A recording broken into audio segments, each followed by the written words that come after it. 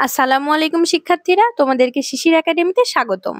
আজ আমরা সপ্তম শ্রেণীর ডিজিটাল প্রযুক্তি বইয়ের 70 পৃষ্ঠার কাজটি করব। সেখানে সমস্যা হিসেবে একটা তোমাদের ধরতে হবে এবং তার অ্যালগরিদমটা লিখতে হবে। চলো আমরা শুরু করে দিই যে কিভাবে সেটা তোমাদের করতে হবে। সমস্যা হিসেবে আমি আজকে দুইটা সমস্যা দেখাবো। প্রথম সমস্যাটি হচ্ছে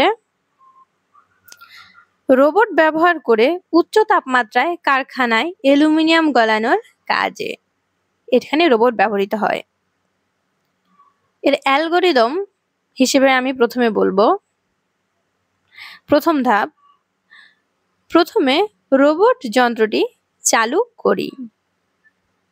দ্বিতীয় ধাপে বলবো, রোবটটির থেকে নিরাপদ দূরত্ব বজায় রেখে তাপ প্রয়োগের সুইচ অন করি রিমোট দিয়ে। তৃতীয় ধাপে নিব, রোবটটি যদি কাজ সমাপ্ত হওয়ার পর কোনো সিগন্যাল প্রেরণ করে, অর্থাৎ এখানে রোবটটি সিদ্ধান্ত গ্রহণ করছে। এবং চতুর্থ ধাপ হিসেবে আমি এখানে নিয়েছি কাজটি শেষে সুইচ অফ করি। এটা এখানেই শেষ। দ্বিতীয় সমস্যাটি হচ্ছে বোমা অনুসন্ধান ও মাইন শনাক্ত করতে রোবটের ব্যবহার। তোমরা চাইলে এটাও করতে পারো। এই অ্যালগরিদমটা এখন আমি নিচে তোমাদেরকে তুলে ধরবো। অ্যালগরিদম, প্রথম ধাপ, প্রথমে রোবটটি চালু করি। দ্বিতীয় ধাপ, রোবটকে কম্পিউটার দ্বারা দিক নির্দেশনা দেই। তৃতীয় ধাপে বলেছি রোবটের ক্যামেরা দিয়ে সামনের অবস্থা দেখি।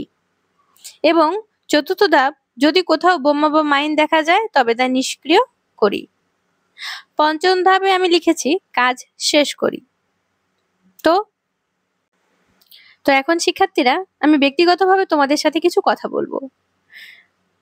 আমাদের শিক্ষকরা আমাদের সৃজনশীলতা দ্বারা আমাদের বিচার করে, আমাদের মস্তিষ্ক কত ভালোভাবে কাজ করে সেটা তারা দেখতে চান। যদি আমরা সবাই একই ধরনের উত্তর লিখি তবে সেটা হয়তো কেমন টিচারের কাছে একঘেয়েমি হয়ে যায়।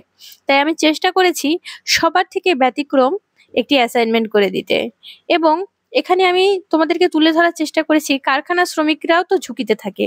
সাধারণ মানুষ, সেনাবাহিনীর মানুষ, শুধু কি এরাই ঝুঁকিতে থাকে? না, কারখানায় চাকরি করা কর্মজীবী শ্রমিকগুলো অনেক ঝুঁকিতে থাকে। তাদের ঝুঁকিও কমানো যায় এই রোবট ব্যবহার করে। তো তোমরা যদি চাও তোমাদের লেখাগুলো অনন্য হোক, ইউনিক হোক, তবে তোমাদের চিন্তা শক্তিকে একটু ভালোভাবে কাজে লাগিয়ে তোমরা ভালোটা গ্রহণ করো, যেটা গ্রহণ করলে তোমাদের টিচার খুশি হবে।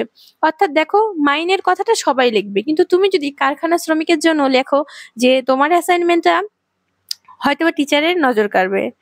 সো অবশ্যই